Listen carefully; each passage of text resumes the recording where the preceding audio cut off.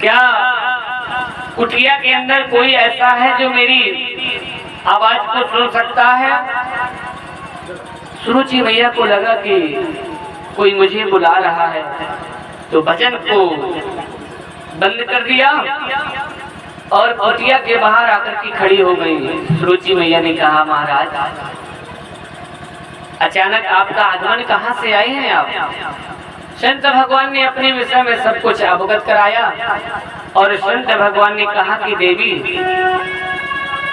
मैं यहीं से होकर के निकल रहा था, गुजर रहा था, तो मैंने तेरी आवाज सुनी कि तू भजन कर रही है। कुटिया के अंदर कोई मात्र शक्ति है, मैं बहुत भूखा हूँ, तो मुझे खाने के लिए यदि तेरे पास कुछ भगवान की प्रसादी रखी हो तो थोड़ा सा इस बाबा को भी मिल जाए तो आनंद हो जाए।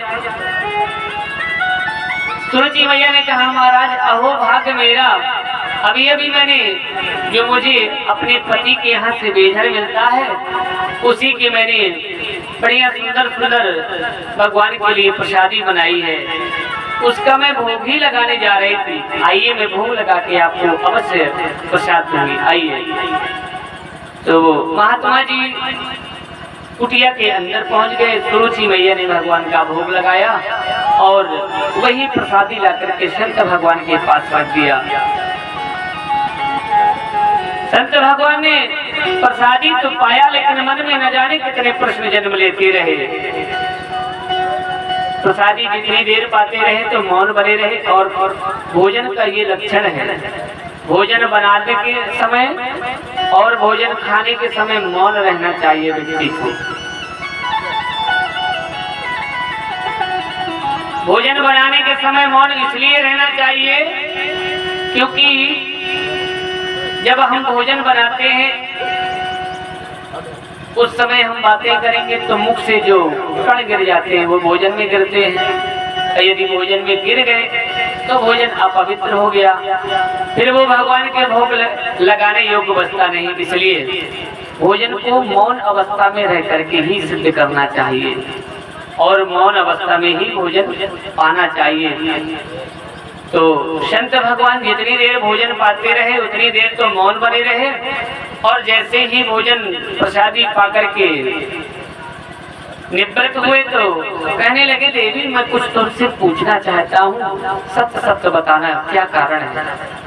सुरुचि मैया ने कहा, कहिए महाराज, क्या जानना चाहते हैं आप मेरे विषय में? संत भगवान ने कहा कि तुझे देखकर के मुझे ऐसा लगता नहीं कि तू कोई तपस्या करने वाली है, कोई तपस्विनी है, जंगल में रहने वाली है, कोई साधारण घर की बालिका है। तुझे देखकर के मेरा मन अनायास कह रहा है कि तू कोई अच्छे राजा की पुत्री है, अच्छे राजा की पत्नी है, अच्छे खानदान की तू रहने वाली है। कहाँ की रहने वाली है, कौन है तू? सुरुचि मैया ने कहा, बोले महाराज मैं इसी राज्य की रानी हूँ, मेरे पति का नाम है उत्तानपाद। जैसे ही संत भगवान ने सुना, बोले देवी तू उत्तानपाद की पत्नी है, यहाँ पर क्या कर रही है? सुरुचि मैया ने सारा हाल सुनाया। महाराज इन कारणों की वजह से मुझे यहाँ पर रहना पड़ रहा है, लेकिन मुझे इस बात का कोई कष्ट नहीं है। मुझे अब ज्यादा सुख है, भगवान की सेवा से मैं बहुत वंचित रहती थी, लेकिन जब से यहाँ पर आई हूँ रात दिन भगवान की सेवा हो रही, मुझे अब कोई कष्ट नहीं, आनंद ही आनंद है। संत भगवान ने कहा, देवी तू सत्य कह रही है, भगवान के ज्यादा भजन से आनंद और कहाँ हो सकता है, लेकिन तुझे केवल संतान सुख के कारण से इतना कष्ट मिल रहा है।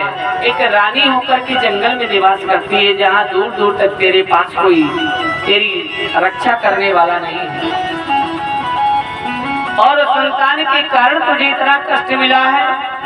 मैंने तेरी प्रसादी पाई है, तेरे हाथ से बनाई हुई प्रसादी पाई है, तो मेरा भी कुछ कर्तव्य बनता है, धर्म बनता है कि मैं तुझे कुछ दूं इसके उपलक्ष्य में। तो मेरा एक तेरे लिए कथन है, ये मेरा वरदान है कि जिस संतान सुख की प्राप्ति के लिए तुझे यहाँ पर भेजा गया है, तो मैं तुझे वरदान देता हूँ कि तेरी गोद में बहुत जल्दी बड़ा सुंदर सा बालक विहार करेगा।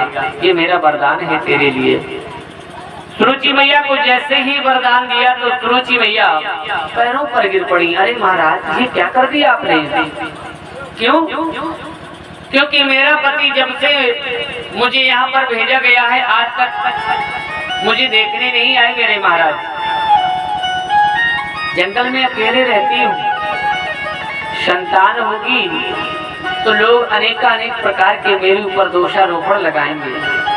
ये आपने क्या दे दिया महाराज?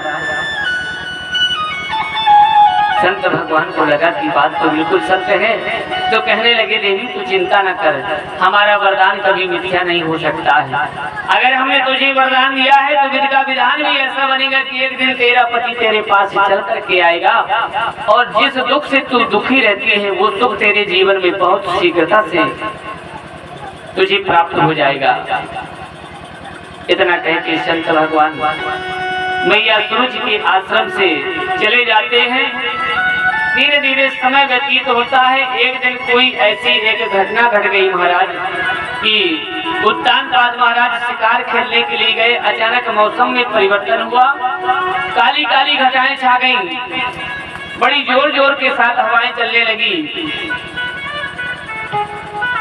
जिस मार्ग से उत्तानपाद को आना चाहिए था वो मार्ग भ्रमित हो गए और उस मार्ग से न आकर के उसी मार्ग से आने लगे जिस मार्ग में सुरुचि मैया का आश्रम बना हुआ था। मार्ग भ्रमित होने के कारण उत्तानपाद को कुछ दिखाई नहीं पड़ रहा है कि हम कहाँ जाएं, कहाँ पर किससे पूछे, क्या करें। एक आश्रम दिखाई पड़ा तो उत्तानपाद ने घोड़े को बढ़ाया और जैसे ही कुटिया के समीप पहुंचे तो ऐसा लगा कि कोई नारी भगवान का भजन कर रही है। उत्तानपाद ने आवाज लगाया, अरे देवी, मैं इस राज्य का राजा हूँ, इस नगर का राजा हूँ, मेरा नाम उत्तानपाद है। मैं वन प्रखंड में शिकार खेलने के लिए आया था, रास्ता भ्रमित हो गया हूँ। क्या मेरे नगर की रास्ता जानती हो? अगर जानती हो तो मुझे रास्ता बताओ, मेरा मार्गदर्शन कराओ। जैसे ही सुरुचि मैया ने सुना, सुरुचि मैया भगवान का भजन बंद करके दौड़ी दौड़ी आश्रम के बाहर आकर के खड़ी हो गई। देखा कि उत्तानपाद घोड़े पर सवार खड़े हैं, पैरों पर गिर पड़ी। सुरुचि मैया, महाराज इतने दिनों के बाद आए हैं और आप बाहर से मुझसे मार्गदर्शन चाहते हैं, कम से कम एक बार मेरी कुटिया में आकर के मेरा सुख और दुख तो पूछ लें। अरे एक राजा के अधिकार से ना सही, मैं आपकी एक प्रजा के रूप में हूँ और राजा का एक पति का अधिकार नहीं दिखा सकते तो कम से कम एक राजा का ही अधिकार दिखा दीजिए। मैं आपकी सेवक हूँ, आपके नगर में रहती हूँ, आपके राज्य में रहती हूँ, कम से कम इतनी तो कृपा कर ही दीजिए। जैसे राजा ने सुना कि ये मेरी बड़ी रानी है,